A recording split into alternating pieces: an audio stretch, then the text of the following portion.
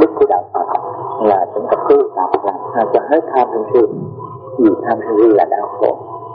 Các bạn biết đó là một cái chân lý mà Đức Phật đã dạy rằng con người khổ là nó là do tham sân si. Do cái tham si đó là cái chân lý đầu tiên khổ đấy. Chúng ta có tham, có sân, có si thì chúng ta mới khổ, chứ không tham si thì không khổ. Cho nên đạo Phật nhắm vào cái đối tượng đó mà quét cho hết sạch cái đối tượng đó thì chúng ta về đó, chứ không phải gì hết.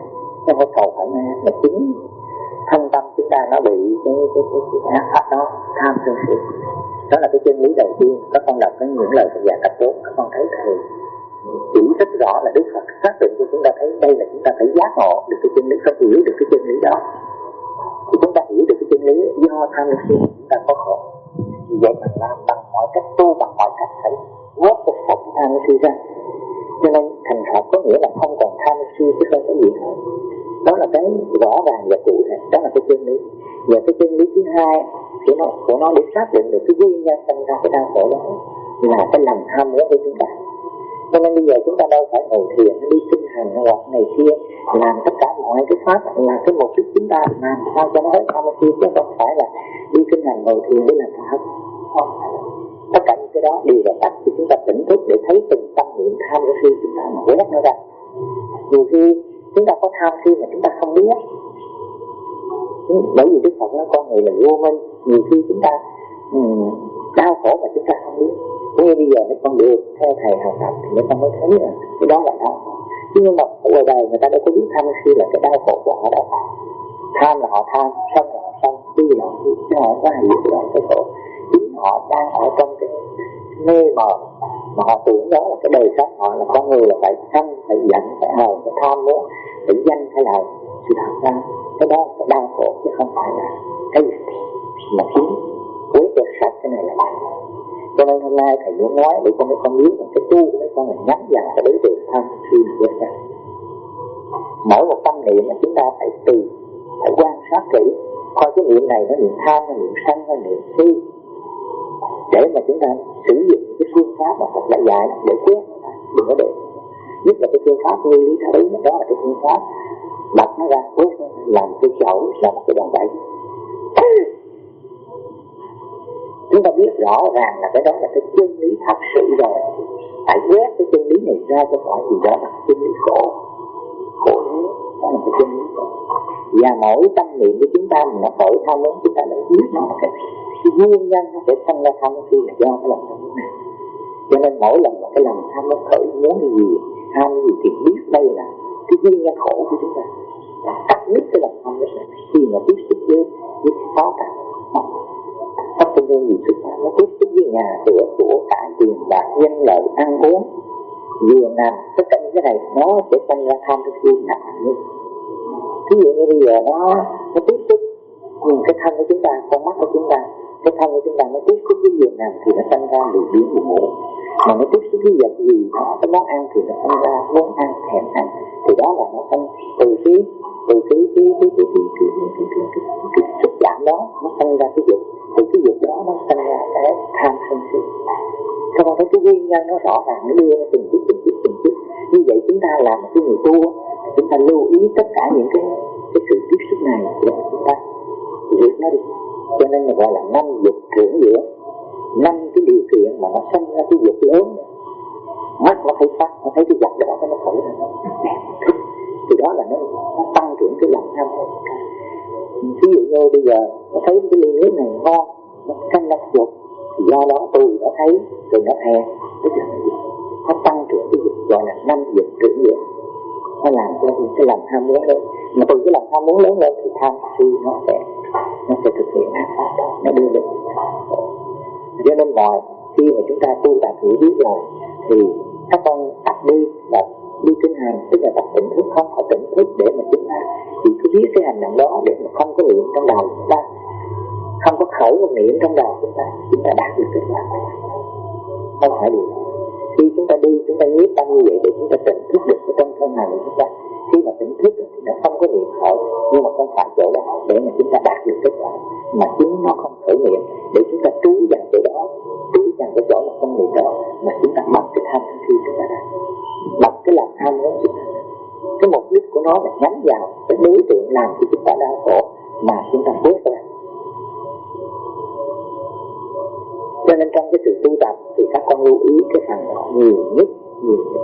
Khi đi kinh hành là chúng ta biết, chúng ta đi cái tự nhiên, đừng có gò bó do cái chỗ mấy con mỏi cổ nè, mấy con nặng đầu, hoặc là mấy con mỏi chân. Tất cả mọi cái đó đều là do mấy con tu không có đúng cách, cho nên nó có hiện tượng như vậy. Chứ tu đúng cách thì không có bao giờ có. Bởi vì mấy con cố gắng, con tập trung, mấy con giữ cái đầu của mình cứ đi hoài mà cứ tập trung chỉ cái trường khổ này không có đi qua vậy là thì nó sẽ bị mỏi vai mỏi cổ. Còn mình đi như người vô sự, nhưng mà mọi tâm nghiệp của mình, mọi cái sự mà làm cho mình bị dao động, nhìn ra ngoài suy tư cái này suy tư kia thì mình dừng. Đi kinh hành tôi đi. Cho nên các con thấy mình đi 10 đứa thì mình nhắc tôi đi kinh hành, tôi đi để nó không quên mình đi kinh hành. Còn nếu mình đi một cái tự nhiên mà mình không nhắc nó thì mình quên. Còn mình tập trung nhiều thì bị hoại tổ và bị căng đau. Các con mình không tập trung nhiều đâu, mình đi nhưng mà mình đi thay vì ví dụ như tại sao mình lại đến, bởi vì mình không căn cứ được cái khoảng thời gian mình đi. Cũng như đây từ ở giấc này mình đi lần kia là 10 bước rồi, mình biết từ đây tới đó là 10 bước. Thì sau đó mình cứ từ đầu này đến đầu kia mình đừng đếm, mình đi mình để tự nhiên. Mới đầu mình đếm mình biết được cái khoảng không gian mình đi, tức là cái khoảng không gian trải dài từ cái giấc này đi đến giấc đó là 10 bước, mình biết là đúng 10 bước. Hoặc là từ giấc này đi đến nửa cái phòng này là 10 bước thì mình biết đó là 10 bước. Sau khi mình đếm được rồi để mình căn cứ được cái không gian của nó mình đi. Thì lúc bây giờ đó mình không đếm nữa, mình cứ đi từ đây mình bước cho tới đó là chắc chắn là 10 bước. Nó thấy rồi nó có dài hơn một chút thì nó là 9 bước, mà nó có ngắn hơn một chút thì nó 11 bước, chứ nó không thể là 12, 13, 14 được. Bởi vì mình đi bình thường mà. Do đó các con tập, các mình đi kinh hành đi bình thường, đừng quá tập trung. Thì các con thấy một cái người mà người ta đi bộ bình thường, người ta đi cả 1-2 cây số, người ta cũng đâu có đau cổ đâu. Tại vì mình cứ mình ngồi xuống vậy cho nên nó mới đau cái cổ của mình. Mình không có cho cái đầu của mình đứt lại, mình cứ nhìn dưới đứt chân đi để tập trung thôi. Cho nên đó mình phải ra cái điều đó. Đó là đi ở đây chánh niệm tỉnh giác, tức là mình đi trên cái chánh niệm mình nhờ cái mình biết cái khoảng thời gian, còn cái khoảng không gian mình đang đi đó nó là 10 bước, cho nên đứng là 10 bước thì mình nhắc nó làm sự cho nó quên được, nó không quên. Tôi đi kinh, tôi đi rồi mình đi tới đứng cái khoảng cái không gian mình đi, tức là cái đường dài mình đi đó, ở đó mình biết mình đợi chừng nó là 10 bước. Cho nên mình còn cái đếm nó còn bắt buộc mấy con phải tập trung 1, 2, 3, 4 bị mình phát ra cái âm mình đếm, buộc cái lòng của cái tâm của mình phải nhớ cái bước đi của mình đếm thì nó là còn bận tâm mình thêm cái chỗ tập trung đó nữa. Cho nên mất tự nhiên, đếm là mất tự nhiên. Nhưng mà mình muốn tu tập của mình, đầu tiên mình phải căn cứ được cái khoảng đường đi của mình để cho mình cái thời gian, cái khoảng đó mình phải nhắc, cái thời gian đó mình phải nhắc. Ví dụ như con đi từ cái giấc này mà cho đến giấc kia là 10 bước, thì đi đến 10 bước đó rồi thì các con biết rằng như vậy các con sau này các con đến, các con đi tự nhiên tới đó các con nhớ đến. Cứ mình đi cái khoảng, ví dụ như bây giờ thầy đi từ đây tới giấc đó, thầy các ý thì nó tôi đi kinh hành, tôi đi, tức là mình nhắc cho mình đừng quên. Thì bắt đầu từ đó mình đi lại đây thì nó tiếp tục nó không quên đâu. Do đó mới đi tới đầu này rồi thì mình nhắc nữa, cái mình đi trở lại thì khi đó mình không cần đến thì mấy con thấy nó dễ dàng lắm, mà nó rất là còn mình cứ đến hoài đó thì nó bắt mình lại tập trung bận tâm phải đến cái 1, 2, 3, 4, nó làm cho mình không tự nhiên lắm đâu. Cho nên khi mà đầu tiên thì mình đếm rồi mình căn cứ vào cái không gian, cái đường dài của mình đi đó, mình biết cái thời gian mà mình đi như vậy đó thì đúng lúc đó mình nhắc là nó sẽ không quên. Và bây giờ mình nhắc 10 bước mà rồi mình thấy mình quên. Ví dụ như đây từ đó nó đi mình nhắc 10 bước vậy mà rồi mình nhắc một lần đầu thì nó hoàn toàn nó thấy tự nhiên, nó bước đi tự nhiên. Nhưng mà cái lần thứ 2, cái lần thứ 3 cái ban đầu nó có niệm xen vô đó rồi.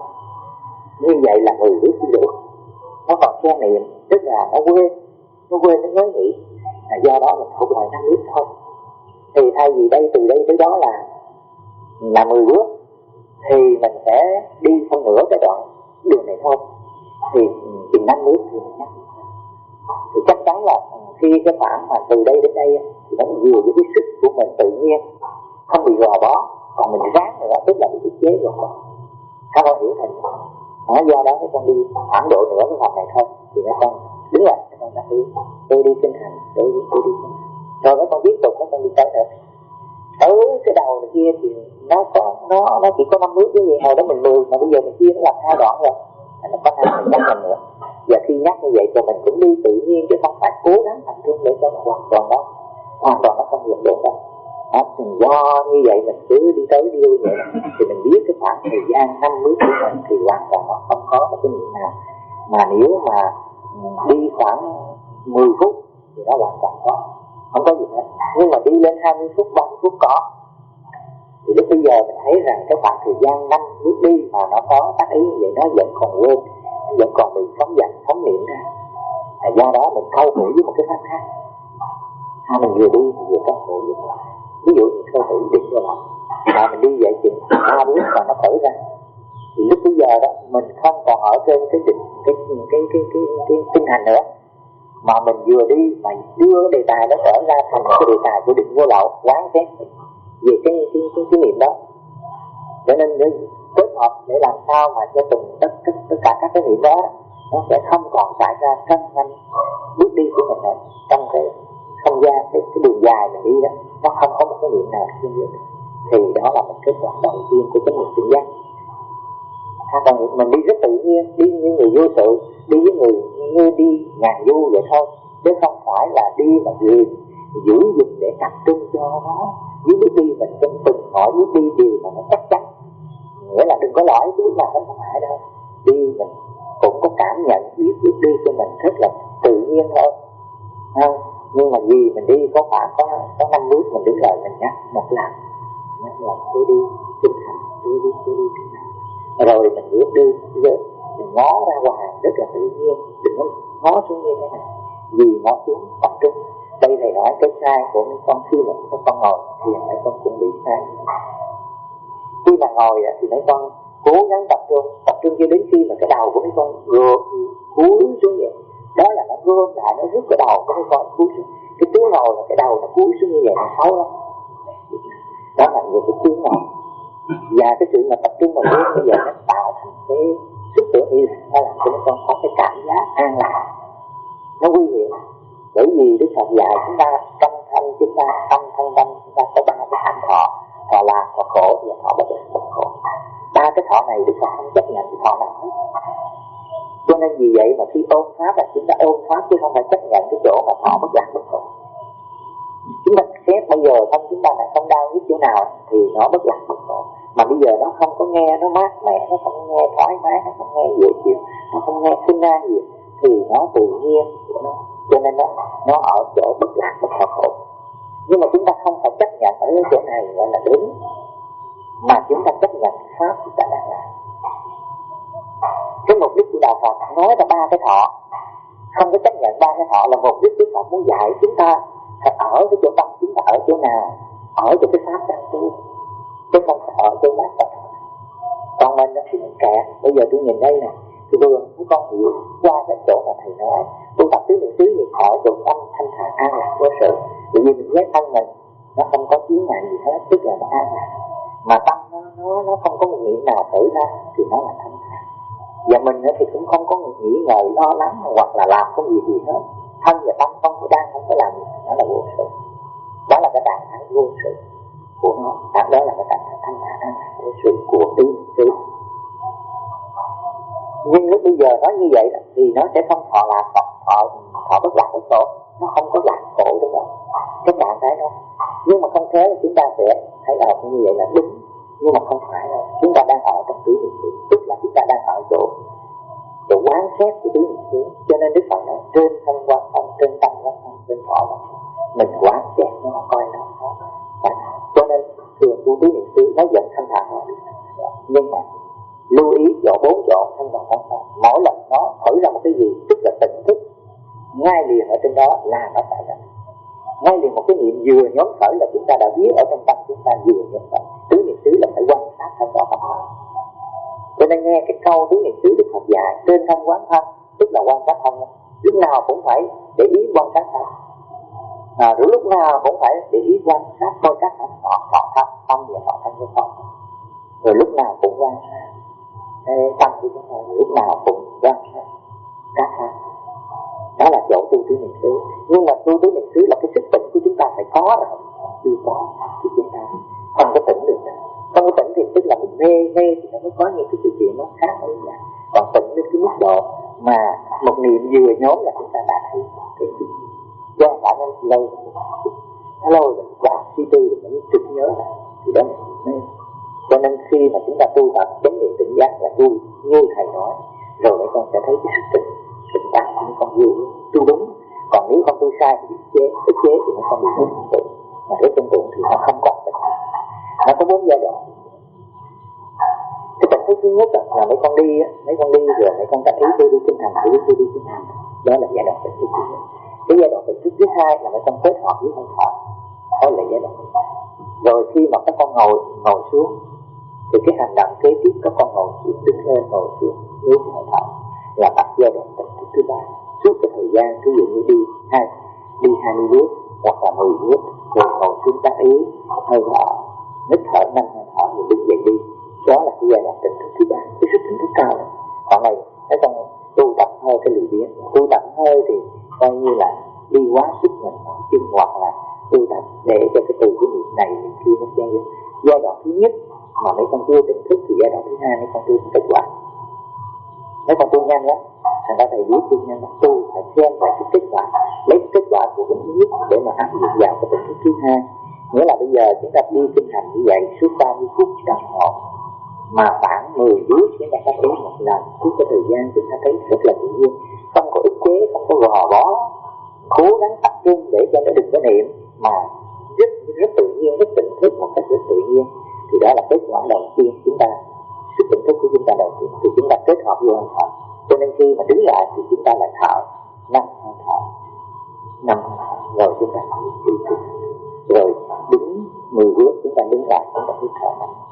Còn nếu mà chúng ta thấy cái khả năng chúng ta được 20 bước thì chúng ta đứng lại hít thở. Thì lúc bây giờ chúng ta đứng 20 bước chúng ta đứng lại.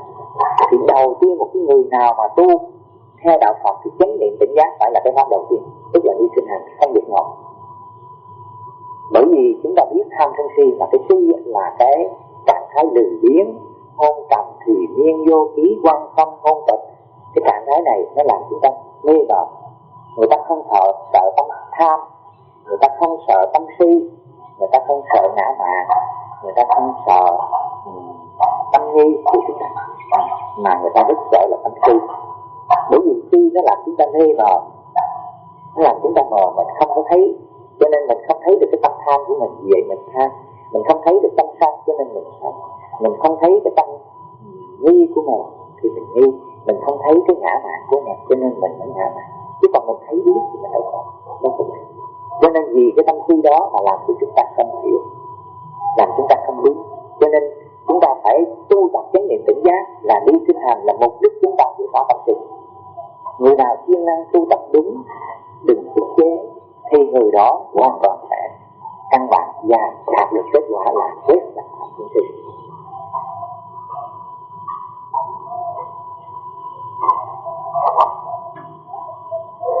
Bởi vì cái si là cái tâm si là cái tâm rất là quan trọng mà hầu hết chúng ta ăn hàng một bữa không có khó, mà chúng ta đánh phá với cái hôn trầm thì với cái ngủ là quá khó.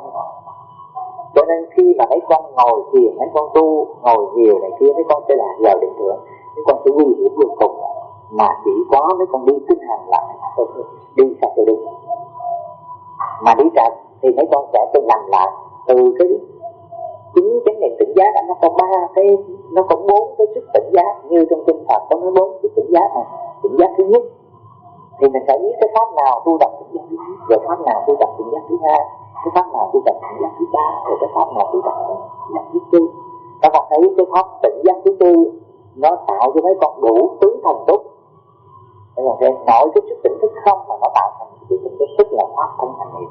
Nên mấy con đọc cái bài kinh Pháp Âm niệm, mấy con thấy Đức Phật đã xác định được nó có 4 Như Lai lực, nó có 7 năng lực của giác chi, rồi nó có tứ thần tốt. Thì như vậy rõ ràng là cái pháp tỉnh thức cuối cùng của nó để mà thực hiện cho được cái đạo giải thoát thì phải có sự tỉnh thức, chứ có cái gì khác hơn hết. Nhưng mà mình cứ nghĩ rằng phải ngồi nhiều hoặc cái này kia mới nhập định mới tỉnh thức, không phải đâu, văn mềm. Cho nên do cái sự đi kinh hành càng nhiều nó còn càng tốt, mà đi đúng cách, chứ còn đi không đúng cách mấy con còn tỉnh thức. Vì mấy con chưa có ở cái lớp tỉnh thức căn bản mà mấy con lại nhào qua cái lớp tỉnh thức khác. Cho nên do đó từ cái sự tỉnh thức căn bản nó chưa đạt được thì nó con lại tăng trên cái lớp tỉnh thức khác. Ví dụ như các con đi kinh hành 10 bước rồi đứng lại phát ý tôi đi kinh hành, cái thư pháp đầu tiên mấy con chưa xong thì mấy con lại kết hợp với hơi thở rồi mấy con kết hợp với hơi thở để mà mấy con luyện được cái nghị lực thì mấy con lại ngồi lên ngồi xuống, đó là sự tỉnh thức thứ 3. Nhưng mà vì nó muốn rèn luyện nghị lực cho nên nó mới thấy, ví dụ như mấy con đến đây mà thì dạy ngay liền đó lại muốn rèn luyện cái nghị lực của mấy con, chứ chưa phải là Phật nói về sức tỉnh thức thứ 3 của nó đâu. Nghĩa là bắt buộc mấy con đứng lên ngồi xuống vậy cho mấy con ngán, mấy con có bề trí không, có rèn luyện được cái nghị lực. Đó là thầy muốn rèn luyện nghị lực mà lấy cái giai đoạn tỉnh thức thứ 3, chứ không phải là tu tập tỉnh thức như vậy mà chuyện đầu tiên. Còn ở đây thầy muốn nói để cho mấy con biết là khi mà mình tu tập theo đạo Phật là phải có đủ sức tỉnh thức 4 giai đoạn tỉnh thức của nó. Vậy thì cái giai đoạn tỉnh thức thứ nhất chúng ta phải làm cho nốt. Ở đây từ đây về sau chúng ta là những người tu phải đi từ cái căn bản, cái lớp đầu tiên. Cũng như bây giờ chúng ta muốn chánh kiến mà chúng ta không có cái sức tỉnh thức thì làm sao chúng ta biết là chánh kiến.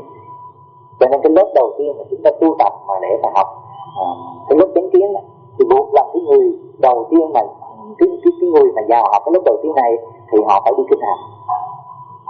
Đi ra hành như thầy nói, đi 10 bước hoặc 20 bước rồi đứng lại tác ý một lần, tùy theo cái sức tỉnh thức của họ trên cái bước đi của họ. Nếu họ tỉnh thức được 20 bước thì họ tác ý một lần, nếu họ tỉnh thức được 10 bước thì tác ý một lần, nếu họ tỉnh thức 5 bước thì họ tác ý một lần. Còn tệ nữa, thầy nói tệ nữa, những người này là quá loạn đường, cứ đi 3 bước 2 bước là đã có nhịp thở, đi 2 bước 3 bước có nhịp thở, thì mỗi bước đi là mỗi tác ý, mỗi bước đi là một tác ý. Đó là thầy nói tệ, rất tệ. Còn 5 bước rồi tác ý một lần khá một chút, rồi 10 bước tác ý một lần khá một chút, rồi 20 bước tác ý một lần. Tu tập tỉnh thức rồi,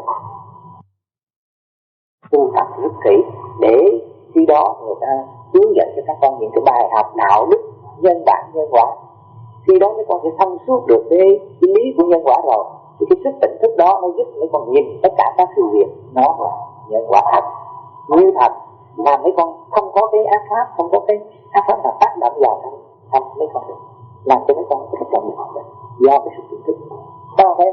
Cái phương pháp để mà tu tập nó áp dụng vào cái đời sống của mấy con bằng cái nhìn của mấy con, bằng nhân quả.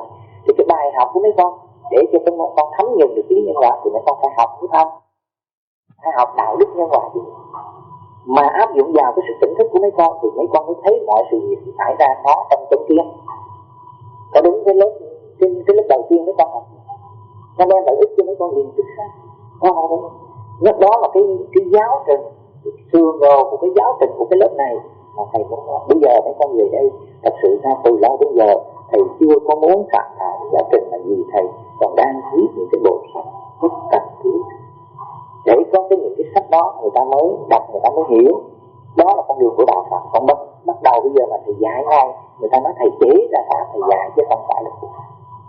Còn bây giờ mấy con đọc được sách như những lời Phật dạy, văn hóa truyền thống, tức là giữ 10 giới đức thánh sa di, rồi giới đức thánh tăng thánh nghi, tất cả những cái sách là cũng được mà nó con đọc rồi những đạo đức lòng người nó con được đọc rồi thì nó con thấy đây cũng được của đạo Phật chứ không phải là thầy chỉ là người có công dụng lại những cái gì của đạo Phật đã mất.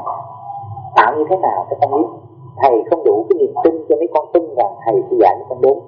Cho nên vì vậy mà những kinh sách của Phật thầy phải dựng lại để làm cho mấy con có niềm tin. Bởi vì hiện giờ mấy con theo đạo Phật là tức là mấy con tin chỉ là một người duy nhất đem lại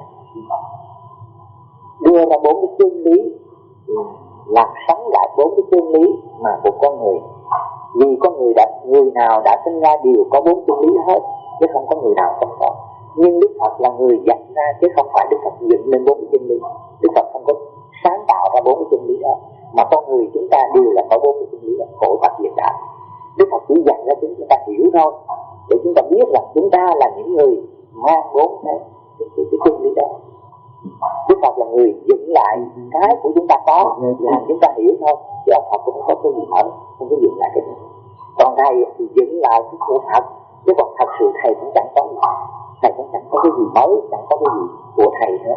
Mà đây Đức Phật là người đã đưa ra cái này, làm chúng ta hiểu cái này là cái của chúng ta từ lâu. Và đồng thời từ đó nó sẽ bị chìm mất dưới các pháp của ngoại đạo, nó làm chúng ta không biết. Bây giờ thầy phải dựng cái đó lại, của Phật lại, để cho mấy con thấy. Và từ đó cái lòng tin của mấy con tin hơn, tin sâu hơn, mấy con mới ráng, mấy con ngộ lại bằng tập, để làm sao cho tâm mấy con hết thanh. Và khi tâm hết thanh si thì mấy con không khổ, không có gì hết. Khi mình tu học thì mình phải hiểu, chứ còn mình không hiểu, tự mình phí bỏ uổng một cái đời của mình vào tu, nhưng mà cái kết quả cuối cùng mình chẳng làm được gì hết. Rồi đồng thời mình chỉ cạo bỏ râu tóc áo cà sa với một cái hình dạng của một người tu, cũng như với một cái người cư sĩ mấy con bỏ gia đình vào để tu, nhưng mà mỗi cuộc rồi mấy con mang được những gì là bị cho mấy con. Khi mà mấy con không biết cái mục đích của mấy con phải tu tập để đạt được gì, và hiện giờ mấy con phải đối phó với cái gì để mà đem lại cái sự hạnh phúc cho mấy con chân. Cho nên đạo Phật dạy chúng ta gọi là giác ngộ, có nghĩa là hiểu biết rõ như thật, gọi là giác ngộ. Hiểu biết rõ như thật là chúng ta khổ vì tham si. Rồi cái nguyên nhân sinh ra tham si đó là cái lòng tham muốn của chúng ta. Chúng ta phải biết những cái này là cái đối tượng chúng ta cần phải dẹp, cần phải bỏ. Vậy thì những cái pháp mà làm chúng ta để dẹp bỏ cái này thì Đức Phật đã dạy cho từng bước một lớp chánh kiến để tu học cái gì. Thì đương nhiên mấy con đang ở trên cái lớp mà học chánh kiến, bây giờ coi như là thầy hướng dẫn cho mấy con vào căn bản. Nhưng tiếc gì các con thấy cái bộ sách đạo đức nhân quả, nhân bản, nhân quả là người thì nó chưa có thành hình, nó mới có 1-2 cách, nó mới 1-2 cái bộ giới luật. Thành ra cái sự hiểu biết của cái lớp học này nó chưa đủ sách vở cho mấy con hiểu. Các con thấy chưa? Cho nên thầy cố gắng thầy viết làm sao cho cái bộ sách đạo đức và những cái bộ giới luật của Phật nó ra đời. Tức là nó nói đến những cái hành động đó là cái hành động nhân quả thiện ác của nó, để các con biết cái bộ đạo đức nó nói đó là cái hành động đạo đức. Còn những cái hành động mà thiếu đạo đức nó là để chúng ta biết nó là không đạo đức, để chúng ta biết như vậy, để chúng ta hiểu như vậy, để chúng ta tu tập cái sức tỉnh thức đó, áp dụng vào cái con hiểu biết này, để chúng ta có nhìn cuộc đời chúng ta bằng chánh kiến, để ta phải bằng đạo kiến, nó giúp chúng ta giải thoát ra.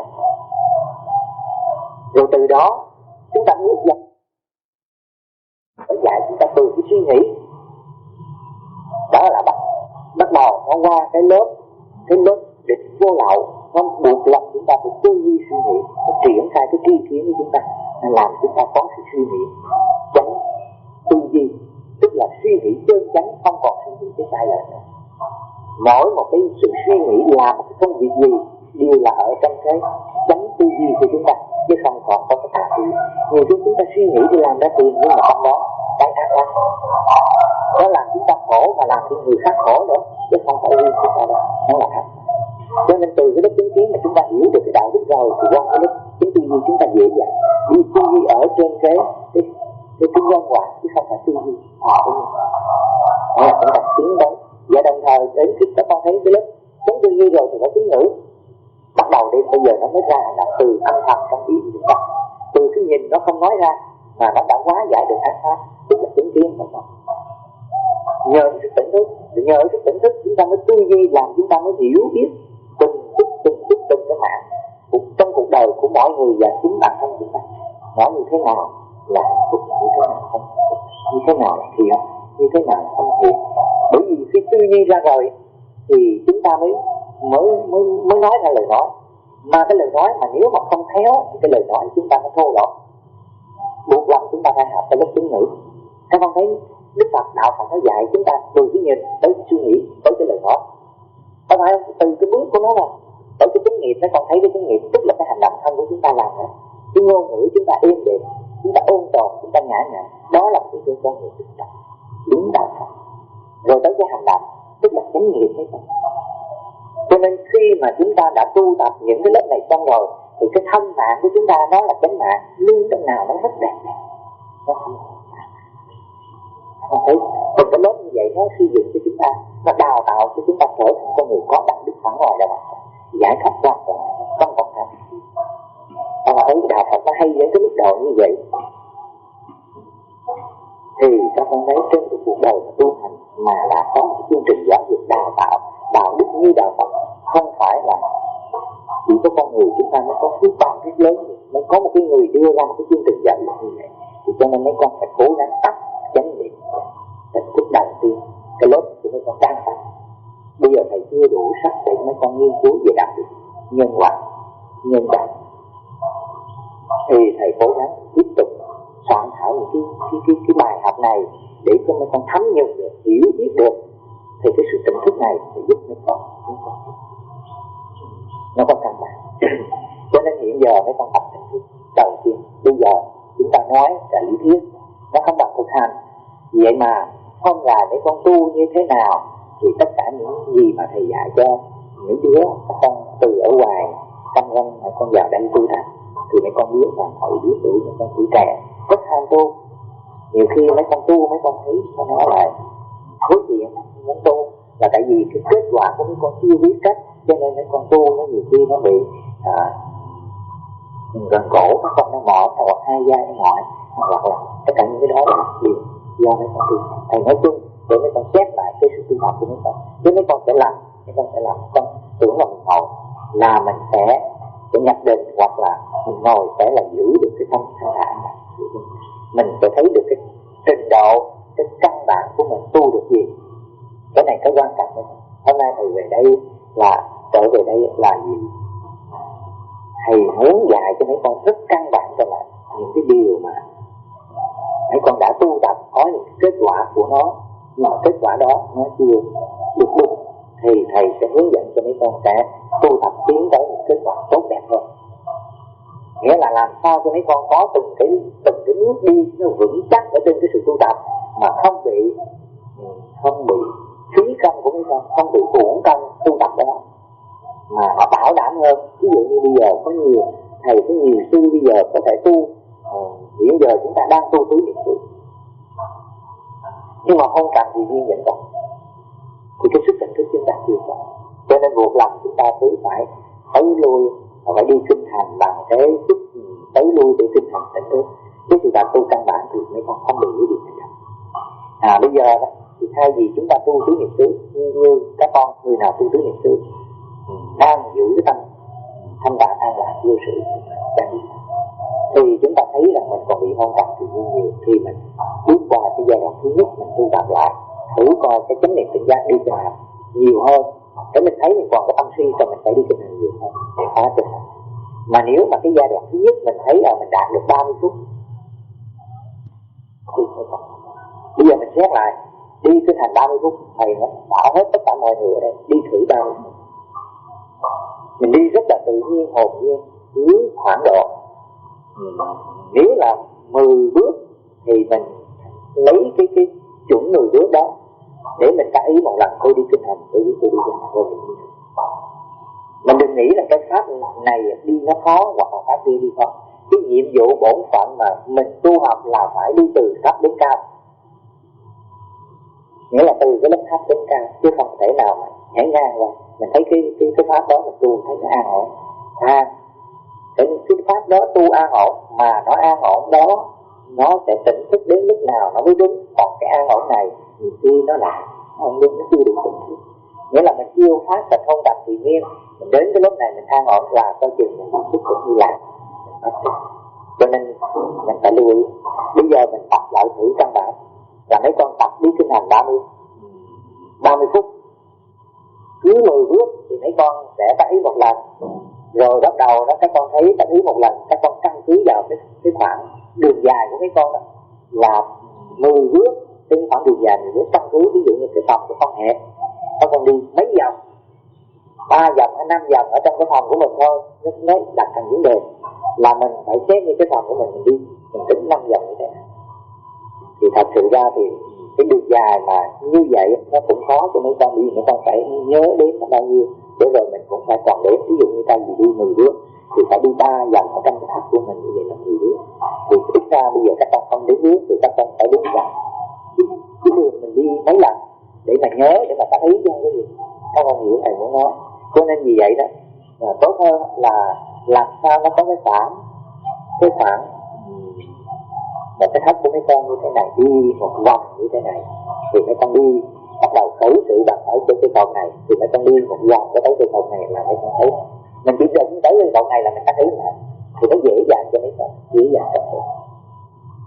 Đó là cách thức dễ dàng nhất để cho mấy con đừng có thử đến 1, 2, 3, 4 trong đó nó làm những cái đầu mấy con phải đếm.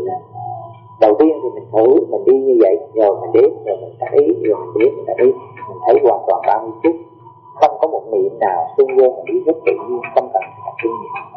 Đó là cái thứ nhất. Cái thứ hai thì mấy con sẽ không còn đếm cái bước đi nữa, mà mấy con lấy một cái điểm nào đó để rồi mấy con đi một vòng tới cái điểm đó, mấy con sẽ tác ý đi vòng tới điểm đó. Thầy muốn nói hôm nay để mấy con tu tập để thử lại căn bản như thế. Cái kết quả của mấy con tu tập con nó có được tỉnh thức. Cái khoảng thời gian của mấy con tu tập được tỉnh thức 30 phút đó có được cái tỉnh thức thứ nhất này. Đó là cái một. Rồi ví dụ bây giờ không lẽ bây giờ mình tu đi kinh hành không đâu, cho nên vì vậy mà các con sẽ tu tập cái pháp tứ niệm xứ dẫn tự nhiên mấy con ngồi chỉ lại. Nhưng mà cái này là căn bản nhất. Để từ cái tứ niệm xứ này nó sẽ có cái căn bản sau này nó dễ dàng tiến bộ hơn. Rồi đấy, Đức Phật dạy cho La Hầu La về hơi thở thì nó là chính cái điều này. Thì như vậy vận động hết những cái về cái hơi thở thì cái thân tâm của mình nó có những cái điều kiện, nó không nằm ở trong những cái thương, không nằm ở trong những cái điều kiện mà Đức Phật đã đề ra dạy chúng ta, mà chúng ta phải khéo léo linh động. Vì không chúng ta đang nghĩ cái gì đó thì cần thiết phải bắt ý theo hơi thở để mà đẩy cái đó ra, thì chúng ta có thể thêm vào được những cái điều kiện khác chứ không phải tạo. Đó là cách thiện tạo và khéo léo. Cho nên Đức Phật nó tạo cách thiện tạo. Mình biết rằng thân mình như vậy mà bây giờ trong tất cả những cái đề mục này có những cái đề mục tác ý nó không ra, nó không hết, đẩy không được, thì mình phải đặt pháp giác chi.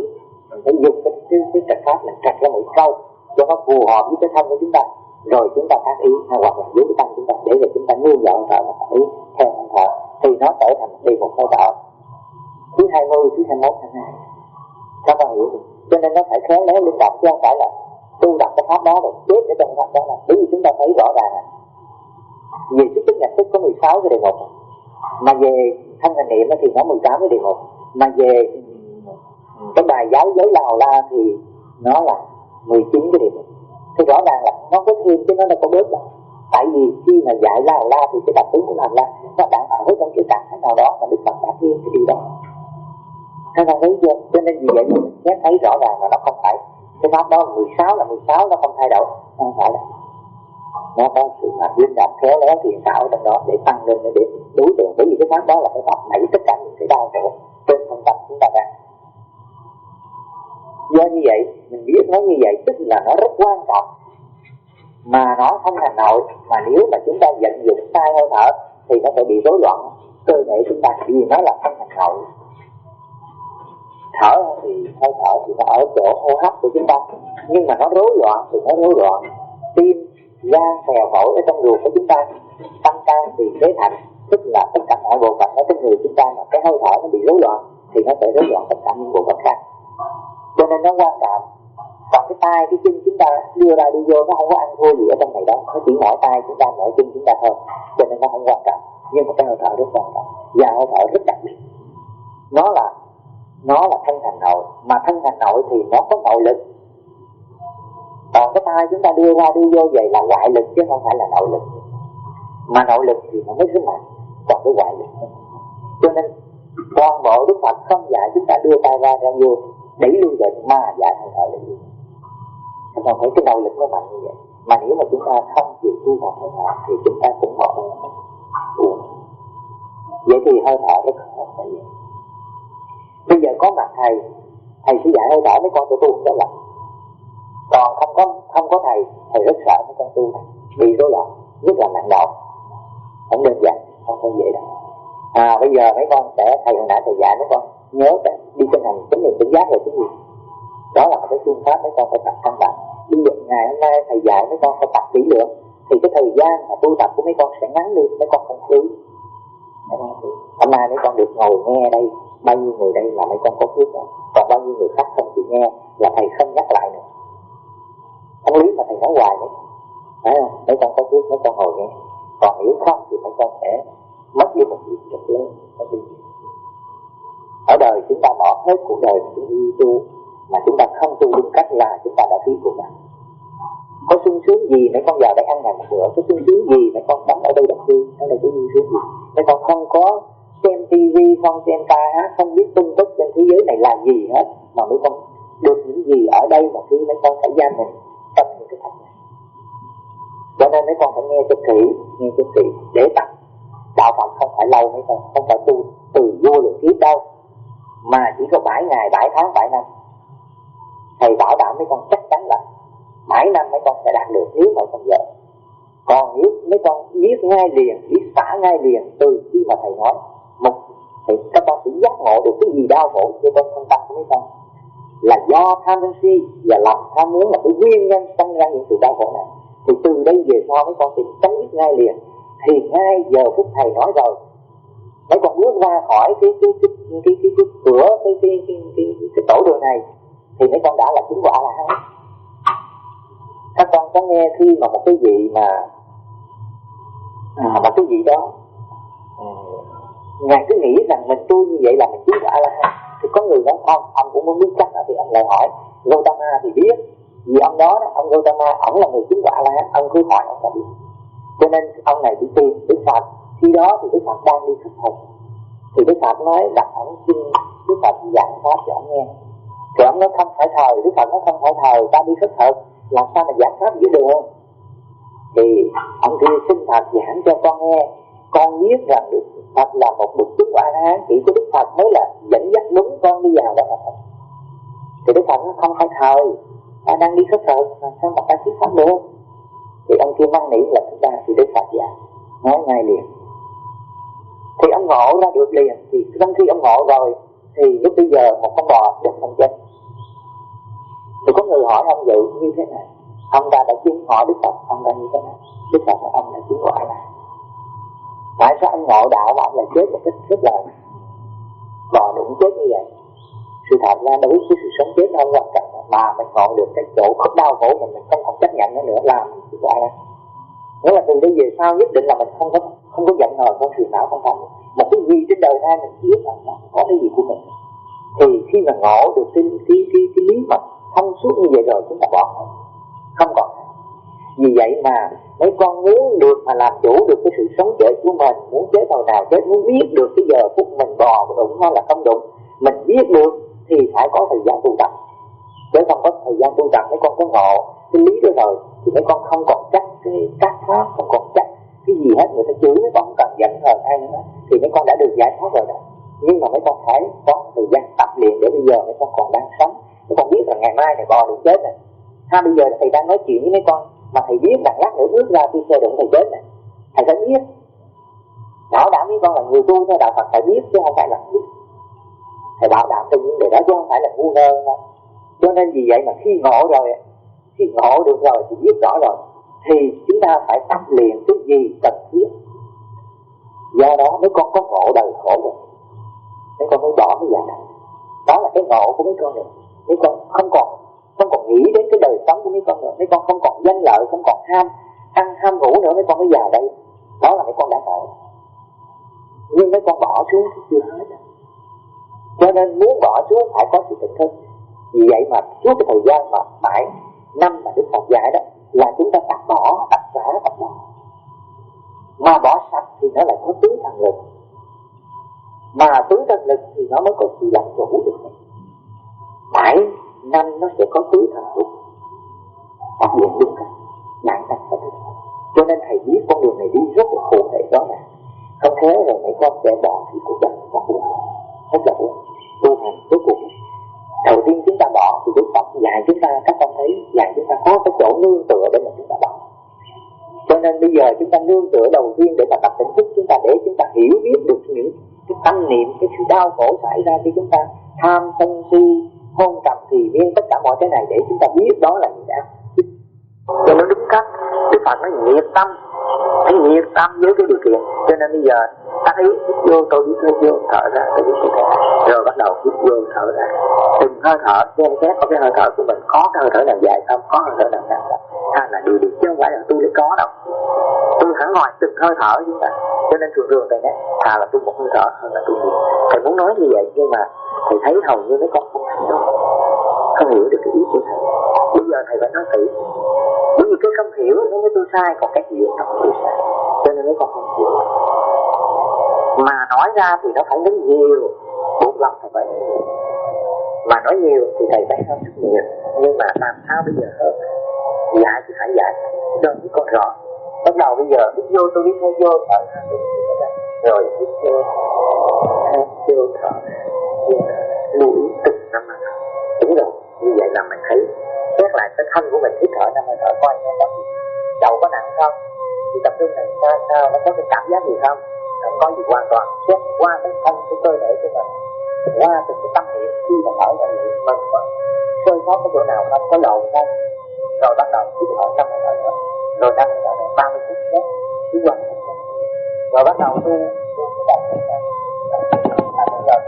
bắt đầu bây giờ đó thì mình thở mình tăng lên 10 hơi thở, xem xét hoàn toàn qua 10 hơi thở có một nếu mà có niệm thì dừng lại ngay đó mà xem xét 10 cái hơi thở này, rồi tiếp tục 10 hơi thở này, tiếp tục 10 hơi thở này, để chừng nào 10 cái hơi thở này không nhận nào chừng nào mà rất tự nhiên không bị tập trung lại cả.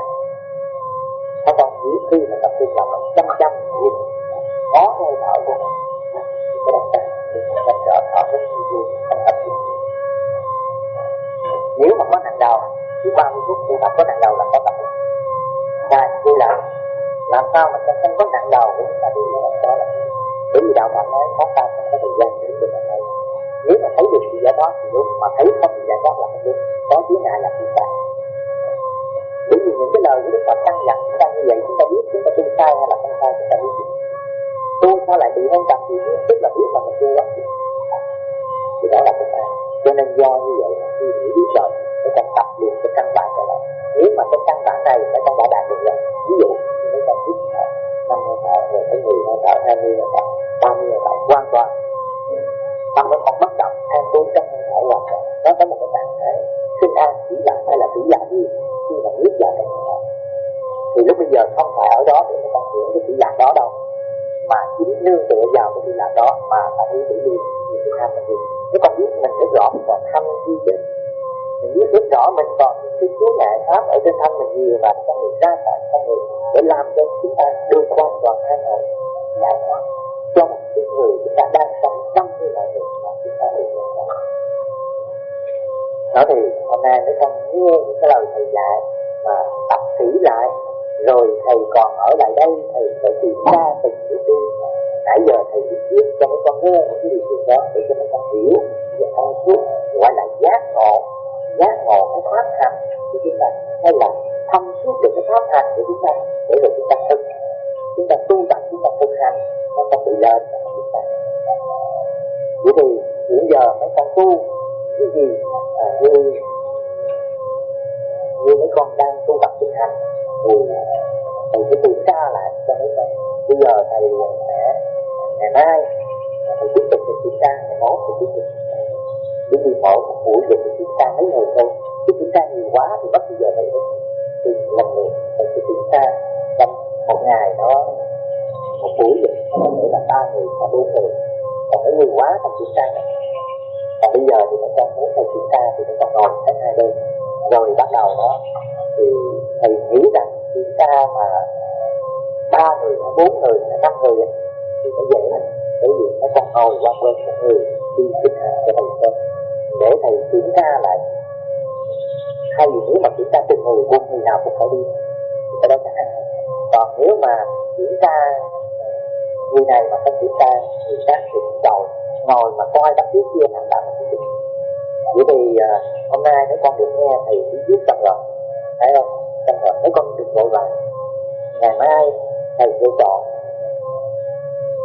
toàn bộ là bên nữ, mấy con bên nam thì mấy con nhiều là bên nữ. Hôm tiếp ngày mai thầy sẽ kiểm tra bên nữ, bên các con.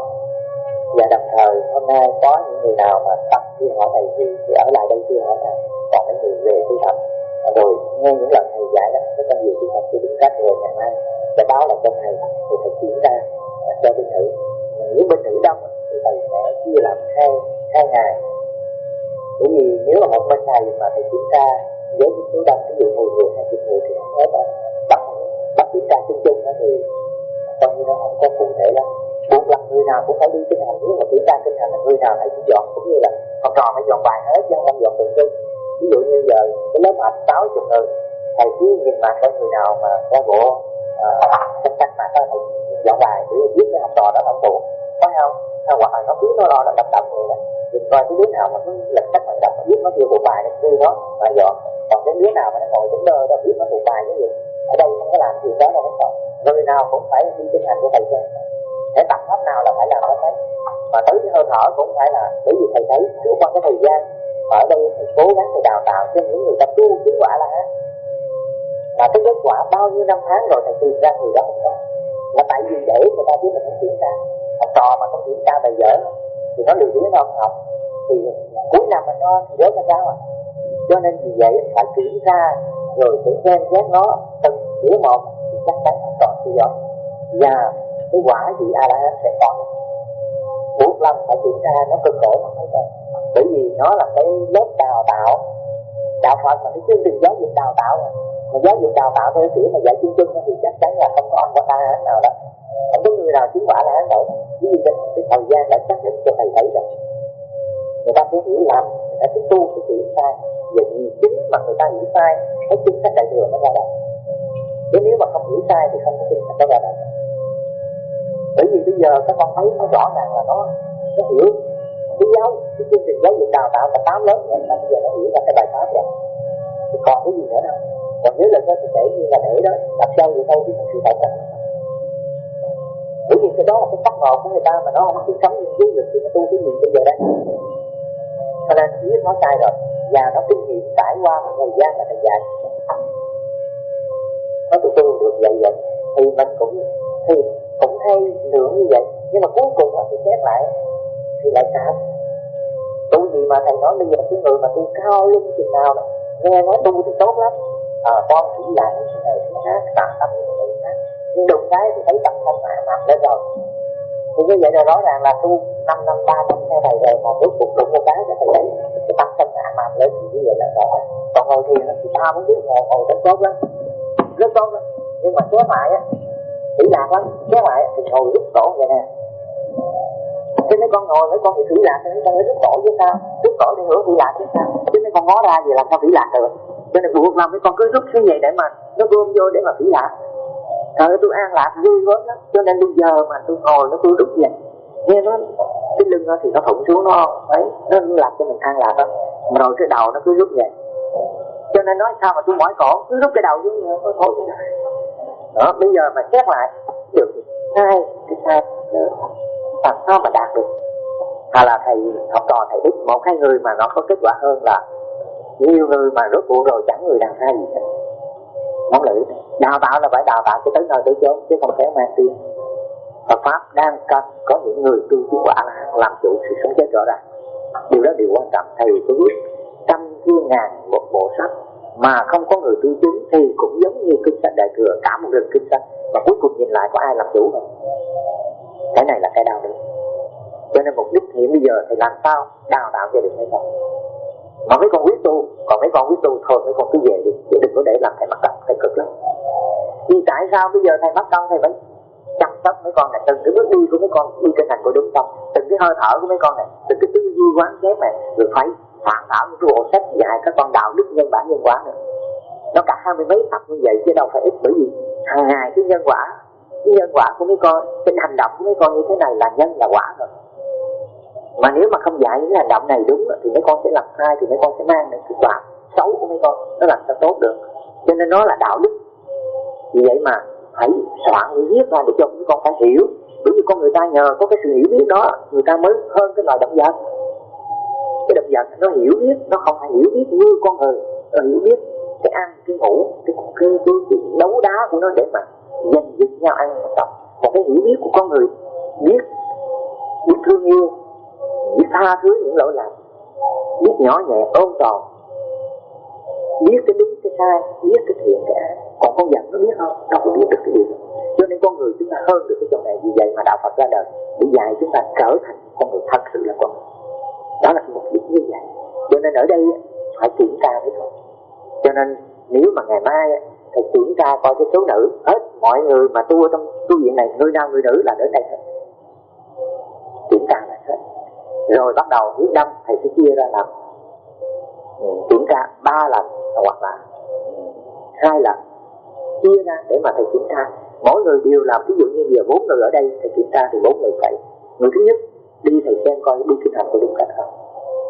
Mà nếu mà cúi cái đầu xuống vậy thì chắc chắn là thầy phải sửa cái đầu ngó lên chứ không được cúi xuống.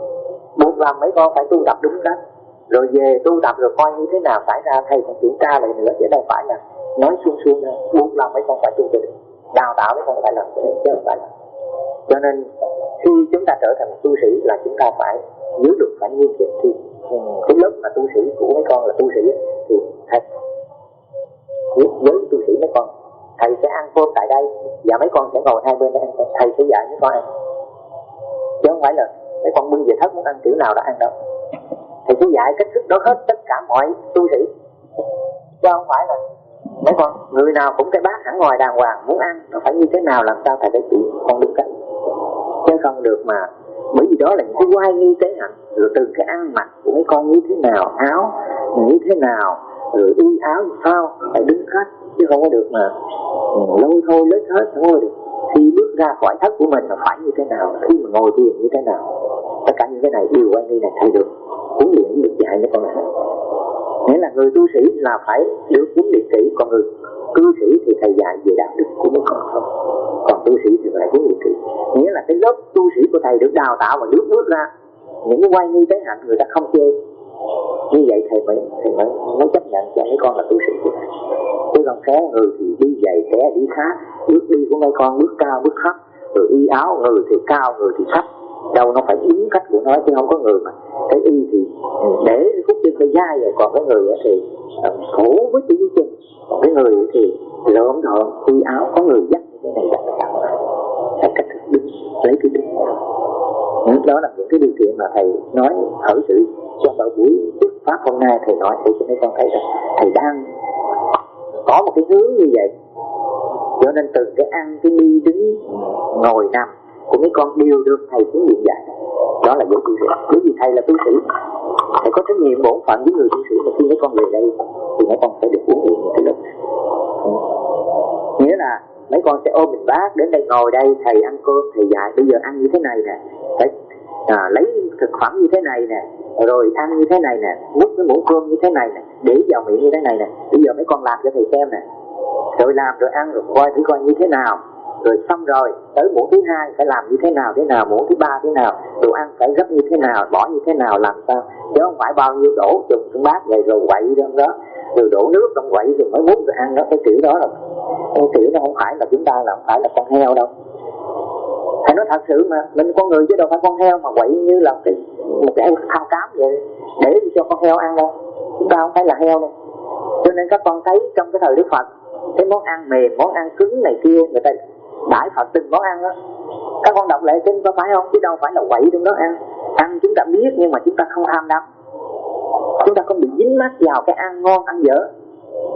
Cái mục đích của chúng ta là 5 dục trưởng dưỡng. Khi mà chúng ta tiếp xúc với thực phẩm là chúng ta đã biết tỉnh thức từng món ăn mà chúng ta ăn bỏ trong miệng, cách thức mà nhai mấy miếng ăn đó, mà khởi sự thấy miếng ăn đó ngon, chúng ta biết ngon, nhưng chúng ta đã căn, chúng ta có pháp rồi, nhắc rồi, cả ý. Đây là sự cấm dỗ dột. Từ đây về sau tâm chấm dứt, đừng có sanh khởi tâm tham đắm cái món ăn này. Chúng ta nhắc vậy làm sao nó tham đắm được mấy Phật, nó có phương pháp chứ.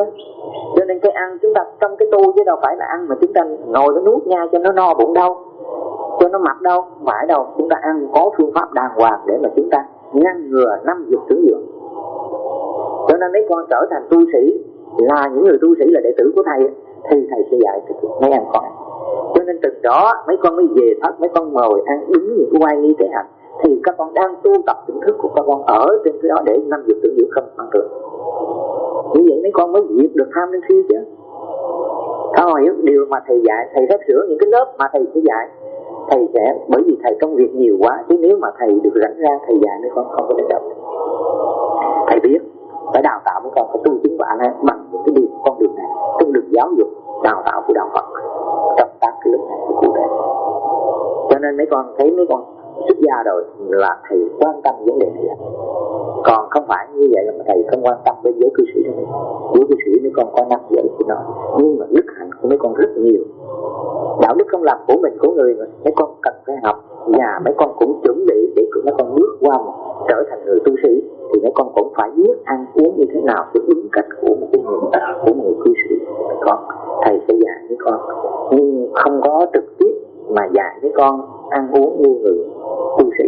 Tại vì người tu sĩ phải được dẫn dắt không khéo, người tu sĩ sơ xuất thì đi ra mà ăn hoặc là đi người ta sẽ lên án. Mà tu sĩ Phật giáo lấp chóc quá, đi đứng không yên chỉnh, ăn uống gì như người đời, ăn hồ hộp, các con những người ta sẽ đánh giá trị mình. Cho nên vì vậy mà cái người tu sĩ chúng ta nó có những cái đức hạnh của quan như thế hạnh của nó, thầy sẽ hướng dẫn. Buộc lòng mấy con là đệ tử của thầy là nam hay nữ mà xuất gia đều là phải có quan như thế hạnh. Ở đây hôm nay thầy muốn nói để cho mấy con biết rằng cái chương trình của thầy nó sẽ sắp sửa, nó sẽ đào tạo cho mấy con như vậy. Mấy con không tu thôi, mà tu phải ra tu, đạo phải ra đạo, mà đời phải ra đời, chứ không có được mà lộn xộn nữa. Trong cách thức như vậy, cho nên thầy cực khổ, nhưng mà cái kết quả của cái sự cực khổ của thầy là mấy con phải sống đúng, phải chứng được quả A-la, trở thành những bậc A-la. Đó thì hôm nay thầy nói như vậy. Bây giờ mấy con về, mấy con sẽ nghe thầy lý thuyết xong rồi. Ngày mai tất cả những bên nữ đến trước ngày mốt thì bên nam, không? Bên nam nếu đông thầy cũng chia làm hai phần, mà ít thì thầy sẽ gom lại mà hướng dẫn một ngày. Thì bất cứ người nam nào thì thầy cũng phải bắt buộc phải từ cái đi kinh hành cho đến khi mà ngồi hít thở, cho đến khi mà ngồi tứ niệm xứ, mấy con đã tu những cái pháp này hết rồi. Rồi mấy con sẽ trình lại cho thầy khi mà các con tu tứ chính cảnh là ngăn ác diệt ác sanh thiện tăng trưởng thiện. Mấy con sẽ trình bày một cái niệm ác khởi ra, mấy con phải dùng như thế nào, mấy con đuổi nó đi. Mấy con sẽ nói một cái thân mà nghiệp đau của mấy con dùng như thế nào, mấy con đuổi cái thân đau của mấy con đi. Mấy con phải trình bày cho thầy nghe.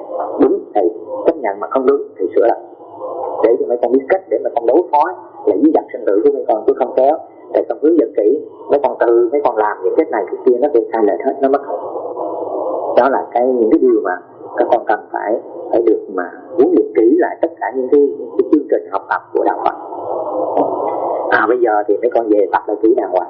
Ngày mai thì tất cả tín nữ mấy con buổi sáng mấy con lại đến đây, còn buổi chiều thì mấy con tự nhiên mấy con tự tu đi. Không, các con nhớ ráng mà tập đứng như hồi nãy thầy nói lý thuyết hồi nãy rồi đó, thì các con về tập cho đúng, rồi ngày mai trình bày lại cho thầy. Nghĩa là bây giờ coi như là ôm lại tất cả bài vở mấy con tu tập, để rồi chuẩn bị nếu mấy con được thì thầy sẽ cho tăng mấy con lên, cứ lên từng pháp lên cho nó đúng cái tiêu chuẩn của sự tu tập của mấy con. Nếu mấy con có căn bản thì mấy con sẽ tu những cái pháp căn, còn mấy con còn căn bản còn thiếu thì mấy con buộc lòng mấy con phải tu là những cái pháp có căn bản, chứ không có thể nào mà để mấy con mất căn bản của cái lớp căn bản. Như là mấy con nếu mà điều kiện mấy con mất căn bản của một cái pháp đó thì buộc lòng phải bồi dưỡng cái lớp đó cho mấy con ở trong cái lớp căn bản đó, chứ không phải là buộc mấy con phải trở lại học cái lớp. Như bây giờ mấy con đã học qua mọi lớp đó rồi, ví dụ như qua 5 cái lớp rồi, bây giờ buộc lòng mấy con phải trở về cái lớp 1 học thì không phải đâu. Nghĩa là bây giờ mấy con thiếu khuyết về cái pháp đó, cái căn bản nó chưa có, thì buộc lòng mấy con phải học lại, bổ túc lại cái pháp đó cho nó vững chắc hơn, để rồi mấy con tiếp tục ở trên cái lớp mấy con đã tu, chứ không phải là cứ bỏ hết tất cả, buộc lòng mấy con phải trở về cái lớp chính kiến mấy con học lại thì không phải đâu. Ở đây mấy con có trải qua sự tu tập, mấy con có những cái kết quả rồi, thì do đó cái nào mà còn thiếu biết buộc lòng phải bổ túc thêm cái đó cho mấy con có căn bản. Ví dụ như cái sức tỉnh thức của con ở chỗ cái lớp mà tỉnh thức thứ 2, thứ 3, hoặc là pháp thân hành niệm là thứ 4, mà mấy con thiếu khuyết một chưa căn bản ở cái lớp đó, buộc lòng mấy con phải tu tập cái lớp đó là bổ túc cái lớp đó là cho mấy con chững chạc hơn, để các con tiến tới những cái pháp tu cho kết quả tốt hơn. Nghĩa là thật sự ra thì mấy con sẽ có những cái chỗ mà cần phải bổ túc, cần phải bổ túc thêm, chứ không kéo mấy con sẽ mất căn bản. Cái phương pháp tu đó mấy con sẽ không được, không có căn bản, mất căn bản, buộc lòng bổ túc thêm. Bắt đầu bây giờ mấy con trở thành những đứa học trò nhỏ. Có thể nói rằng mấy con trở thành những đứa học trò nhỏ bắt đầu buộc lòng phải dọn bài, chứ không thể nào như là những sinh viên mà ở trên đại học cứ vô trong thư viện rồi nghiên cứu thì biết không có dọn bài. Nghĩa là buộc lòng mấy con phải có cái sự dọn bài, học cho mấy con kỹ lưỡng hẳn hoi, chứ không thể buông lỏng. Đó là mấy con phải hiểu là thầy chưa cực khổ, nhưng mấy con phải cố gắng tu tập cho được. Thôi bây giờ thì mấy con trở về tập lại, ngày mai thầy bên nữ mấy con đến đây, còn nam thì ngày mốt thầy văn rồi. Sau này xong rồi thì sau này mỗi tuần lễ thầy có chia ra trong một ngày cho nam, một ngày cho nữ, và đồng thời nếu mà nữ đông thầy sẽ chia làm 2 lớp, mà nam đông thầy cũng chia làm hai lớp, cho nên một cái tuần lễ có thể là chia làm được 4 ngày gặp thầy. Còn nếu mà thầy thấy dồn lại được thì thầy sẽ dồn lại cho một ngày, một tuần lễ thì nó có 2 ngày, thì ngày nào thầy sẽ định để mà thầy kiểm tra mấy con. Còn nếu tệ lắm buộc vào ngày nào thầy chắc cũng phải kiểm tra, chắc là thầy là chắc không chết luôn. Ngày nào mà cũng đến đây mà kiểm tra thì thầy cũng mệt lắm. Cho nên vì vậy mà thầy sẽ chia lớp ra để mà thầy kiểm tra, để thầy bảo đảm khi mà thầy có công việc thầy đi vắng thì mấy con không có sợ lên lại, không có sợ lên lại. Các con hiểu? Còn các con xong chưa bây giờ đó thì mấy con cứ về rồi ngày mai thầy kiểm tra thầy.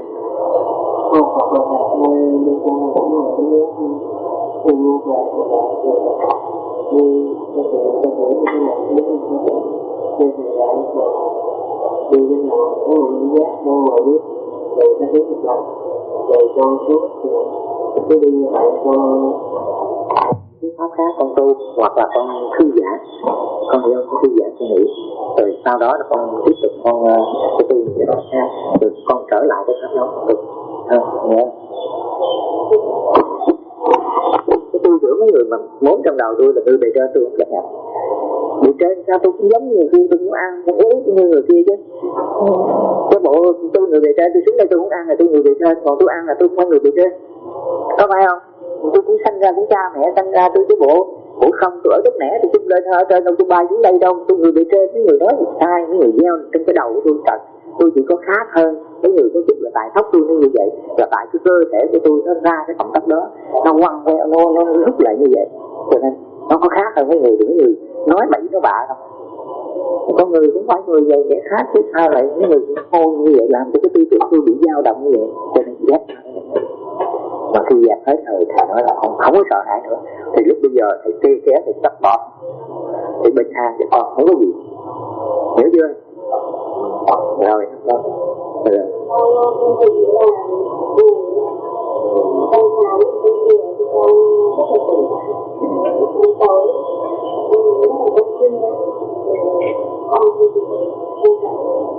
Con cầm gì đi sinh thành. Con cứ đi tới đi lui về, thấy con ví dụ con định là bây giờ 3 giờ thức dậy thì đến 5 giờ thì cứ suốt khoảng thời gian đó cứ đi tới đi lui, không bao giờ nghỉ.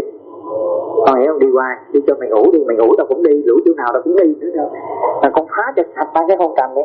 Nó rõ ràng là con thấy con người bề trên gì mà con ham ngủ như vậy, nó còn buồn ngủ thì nó không có bề trên được đâu. Cho nên vì vậy nó cũng đi, con phải tập như mấy người này thì con sẽ phá con cầm hết. Đi mà đó. Đáng ý, tôi đi kinh hành, tôi biết tôi đi kinh hành. Con nhắc.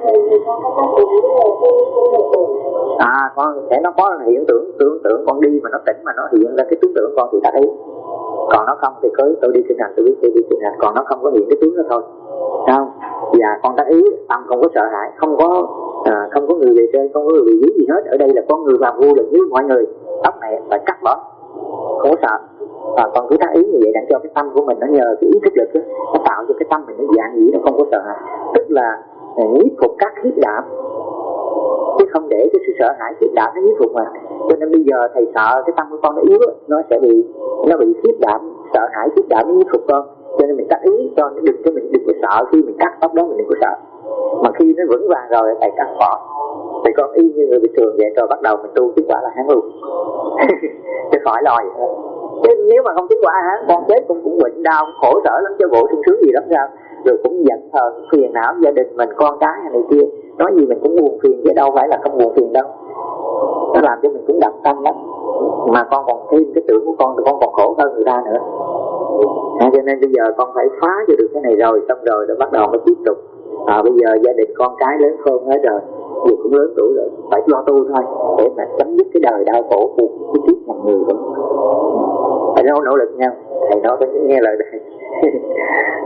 Cố gắng rồi ngày nào đó mà thầy thấy cái tâm con vững vàng, thầy cắt tóc bỏ cho, để con khổ cực lắm, cực cái tóc tai con khổ lắm. Thầy nói như mấy cô quý thầy, mấy cô cạo tóc rồi sướng lắm. Đâu có ở đời con thấy người bây giờ dù là người đó có đẹp đẽ chết rồi, bỏ xuống đống đất rồi, trời ơi 3 bữa không ai dám lại gần với cái thân đó đâu. Còn dù người đó có đẹp như là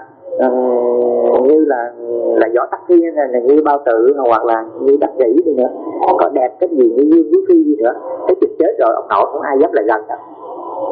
Thật sự là nó hôi thối, nó ghê gớm lắm. Còn như cô Cảnh bây giờ để tới bữa nay là ông nội ai cũng không dám ở. Chứ đừng có thú ghê gớm, đừng có chuyện thân của chúng ta nó bất tịnh ghê. Cho nên vì vậy mà thạo bỏ hết, như thầy khỏe này le sướng, không có gì cực khổ, tắm tiếp nước lên nó đại tụ luôn. Không phải sướng không, phải rồi sướng lắm. Bởi vì coi với ông thầy chùa chứ sướng lắm, ông thật hay thiệt chứ. Ông Chí là cái pháp thầy ông Chí là cái giới cạo bỏ đầu tóc, trời ơi ông giúp con người ta giải thoát thiệt chứ. Các con thấy chưa? Như vậy là đang tạ 4 hồi. Cảm ơn 4 tạ. Con cũng buồn ngủ đi thế nào? Không buồn ngủ thì các ý tâm phải vững vàng, không sợ hãi. Chết là do nhân quả, không có sợ. Còn tóc tai này là tại vì đó là cái nghiệp nó làm cho mình khổ, mai mốt nó sẽ cắt, chứ không có gì mà sợ, không có chết gì đâu mà lo.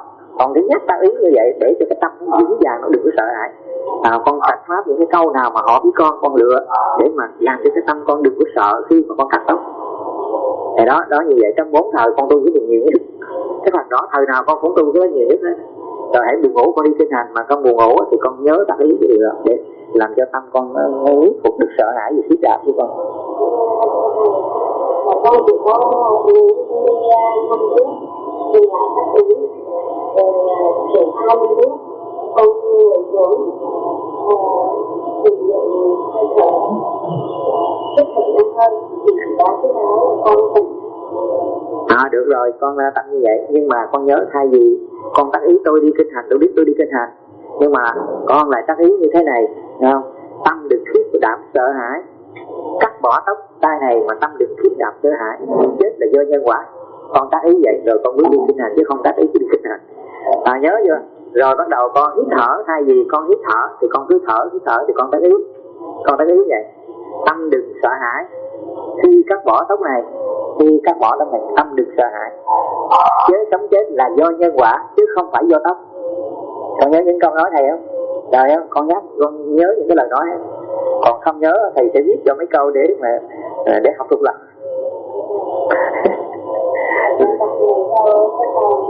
Rồi lúc nào đi kinh hành thì con trước khi đi con cũng nhắc cái câu đó để sau đó nó vững cái tâm của con. Mà khi con cắt bỏ cái tóc đó con không còn sợ hãi. Mà khi không còn sợ hãi thì cắt bỏ được rồi. Rồi được rồi, để thầy viết thầy gửi cho. Giỏi thì đặt ra mà tu mà hơi dở thì thầy viết giùm cho. Con thì cũng làm như bây giờ con nhớ lúc này là con cũng tu cái gì thì con nhớ khi con về bây giờ con thấy khi con thì con có ở đây luôn thì con nhớ là cái chỗ như nhớ là những gì trong lòng con không sợ những cái ông chỉ con rất là được rồi, con chỉ viết lại một cái ngày tu tập, con kiểm nghiệm lại viết cái gì được mà cái gì mà gặp những cái gì đó thì con sẽ trình bày cho thầy ha. Mỗi lúc là con phải biết đi mỗi giờ không, một ngày con kiểm điểm lại khi mà con tu xong rồi đó, con kiểm điểm lại nó được cái gì đó thì con ghi vô thôi, rồi tiếp tục con tu nữa, rồi con ghi vô rồi tầm 1-2 ngày con cứ trao lại cho thầy, thầy sẽ xem con cái nào được cái nào không thầy. Thầy kiểm lại con, khi cái ngày mà thầy kiểm, thầy coi trong đó, thầy kiểm lại con là tu được hay không. Cái đó là nó tiến bộ lắm con.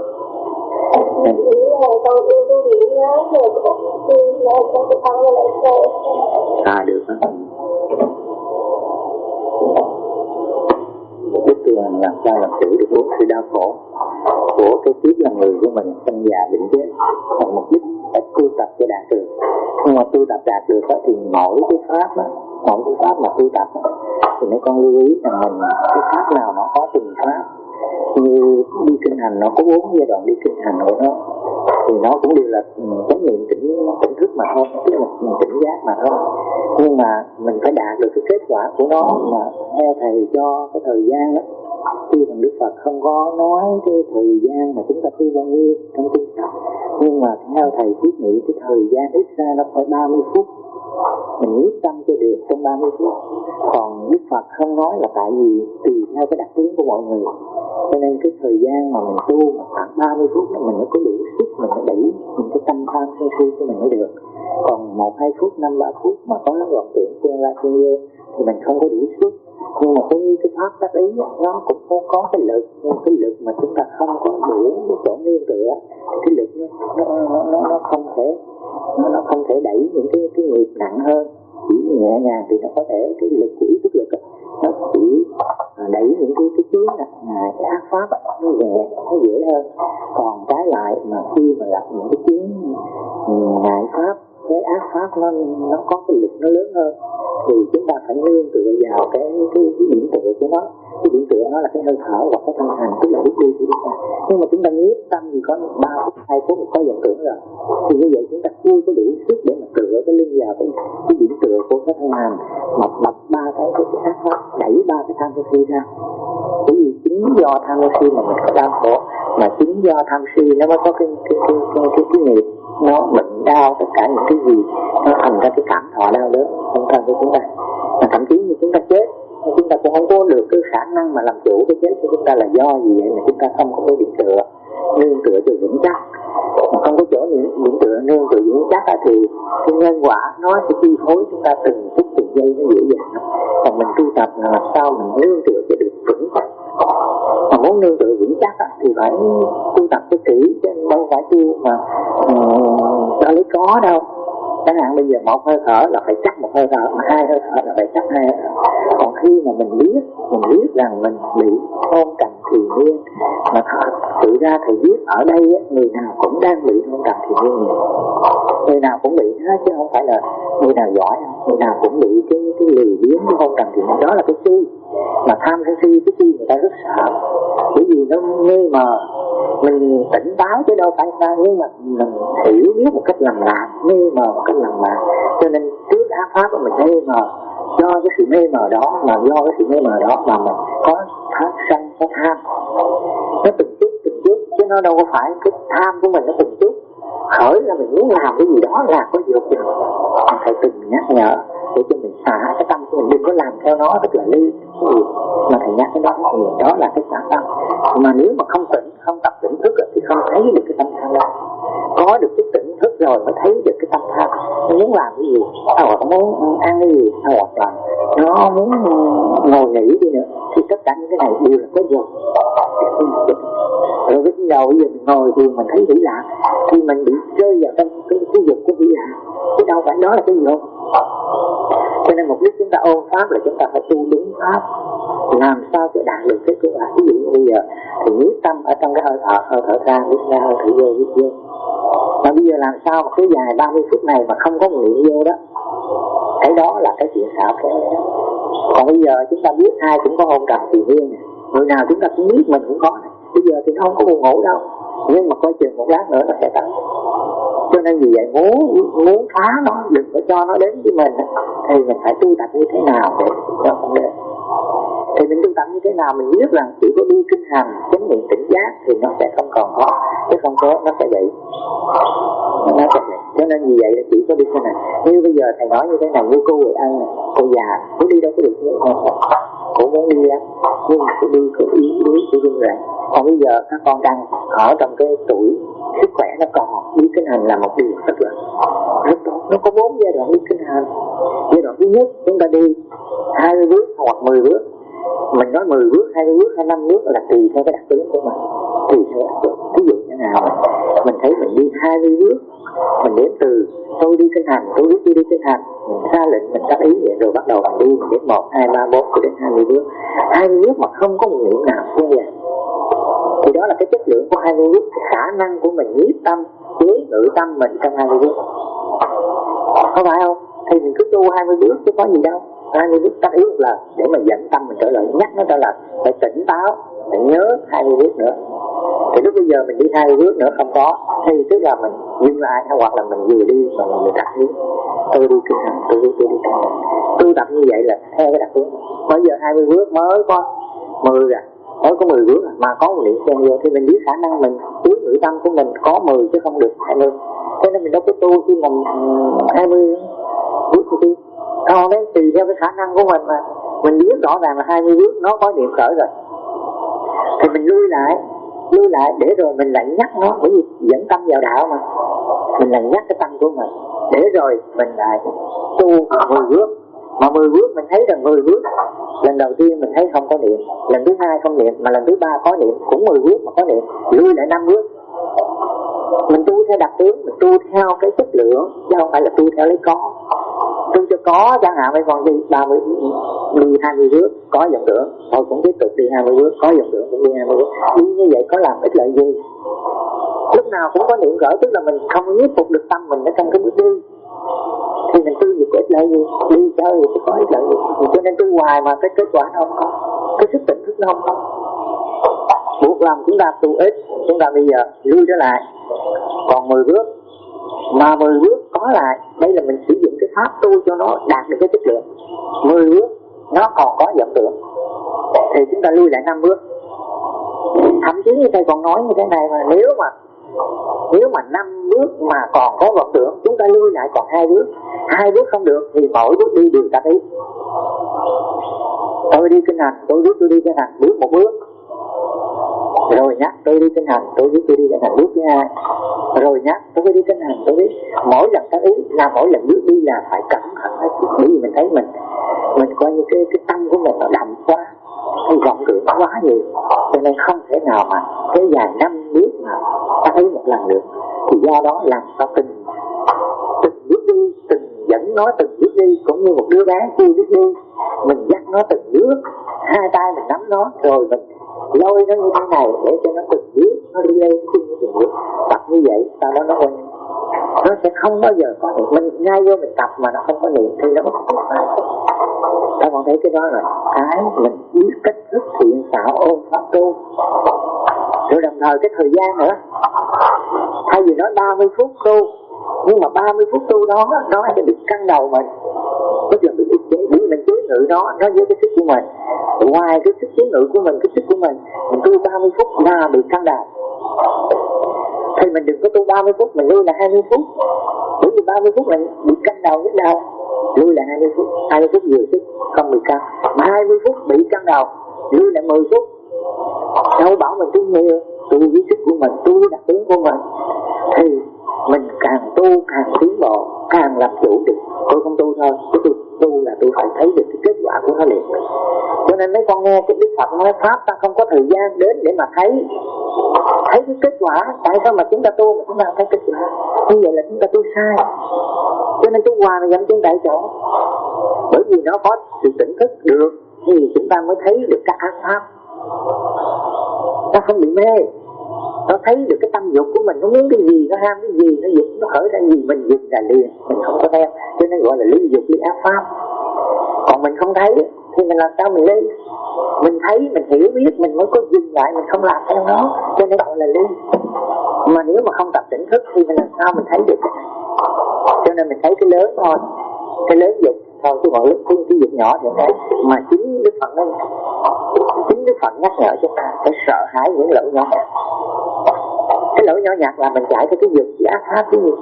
Sợ hãi những lỗi nhỏ nhặt, mà mình thì không sợ hãi những lỗi nhỏ nhặt đâu, mà sợ cái lỗi lớn. Cho nên tu tập chỉ nhìn cái lỗi lớn mà không nhìn cái lỗi nhỏ. Mà chính cái lỗi nhỏ đó nó mới thành cái lớn, cái việc lớn của chúng ta, nó mới sinh ra năng cái việc chuyển dụng của nó. Cho nên hôm nay thầy muốn mấy con tu tập kỹ lưỡng, cái thời gian mấy con sẽ ngắn lại, mấy con sẽ bảo đảm mấy con sẽ làm chủ. Mà làm chủ được 4 sự đau khổ nhưng còn làm mấy con lại chịu quản, không có gì khó, nó không khó. Nhưng mà tại vì mình tu mình mất căn bản, tu không có, mình cũng tu đúng pháp chứ không phải không, nhưng mà không đúng đặc tính, không đúng cái thời gian của cái sức của mình, cho nên mình bị dẫn chứng tại chỗ. Tu có vọng tưởng ra vô rồi không cần thì nhiên, rồi sanh ra lười biếng, cứ ngồi lì chỗ không có chịu đi kinh hành nữa. Mình biết ai cũng biết mình là bao giờ cũng có cái lười biếng ở trong này hết. Mấy con cứ không tin thầy thì cứ lối 2 giờ mấy con dậy, mấy con dậy có nổi đâu. Nó lười biếng một cách ghê gớm lắm chứ nó không phải không. Nó lăn qua lộn lợi chứ nó không muốn dậy đâu. Đó là cái bản chất lười biếng nó hiện ra trong cái giờ của nó không thấy được đâu. Rồi ngồi vậy đó mà nếu mà không cái chịu mà tập luyện không tinh tấn thì nó hơi ngồi qua ngồi lại hơi cái gục tới thì kia nó muốn đi nằm nữa. Nó rất là lười biếng. Cái bản chất của chúng ta như vậy. Cho nên vì vậy mà muốn thắng được cái này, thắng được cái niềm suy, niềm lười biếng này là chúng ta phải cố gắng khắc phục mình hết sức, đầy đủ nghị lực mới chiến thắng được nó, chứ không phải như vậy. Khi mà thức dậy rồi nó thèm nằm lắm chứ nó không muốn ngồi, nó muốn tu đâu. Thì do đó mình cứ tập thành cái thói quen mình, tập mình ngồi dậy hơi rồi cái do đi nằm. Mà nằm nghe nó dục lạc mà, nó thích thú lắm. Thành ra đi lao ngoài sân liền chứ không dám ở xung quanh để mình chiến thắng. Còn không lớn quấn ở trong khắp của chúng ta là hơi nó lâu chúng ta nằm, nó chạy được khỏi cái việc cứ luyện. Chúng ta biết nó là cái ngu si, nó là cái trạng thái mê mờ, nó làm chúng ta không thấy được những sự việc, làm chúng ta không thắng được nó. Do mà không thắng được nó thì chúng ta làm gì mà chúng ta làm chủ được, trong già bệnh chết được. Đó là những cái khó khăn. Hôm nay thầy nhắc lại, cái chết của cô bên cạnh cũng là cái sắp tánh của chúng ta rất lớn. Cái gì bữa đó nó còn không thấy cái gì rất lớn. Nó không bao giờ có cái chuyện này một lần, thứ hai, thứ ba nữa. Được pháp y mộ, chúng ta đến đó chúng ta xin Phật, nhìn cái thây của cô bên cạnh mà nghĩ đến mình, rồi nhìn cái sự mổ, cái cơ thể của cô bên cạnh ra để chúng ta xem thấy con người chúng ta có quý cái chỗ nào không. Từ từ đó chúng ta mới quán xét và chúng ta thấy cái sự vô thường. Cô bên cạnh cũng đâu phải lớn tuổi lắm đâu bằng cô Huệ Ân đâu. Thế mà cô bên cạnh chết có như vậy. Tại sao vậy? Tâm dao động, không đủ sức để ôm thoát để vượt qua, không đủ sức giữ giới để vượt qua. Ở đời chỉ có giới lực để mà chuyển cái nhân quả, không có cái gì khác. Chúng ta không thể chúng ta tu cái việc nó quan trọng hơn chúng ta. Nghĩa là chúng ta sống là đời xưa. Cái giờ phút mà cô bên cạnh nó có người ta vốn người ta sắp chết, người ta sợ chết, người ta muốn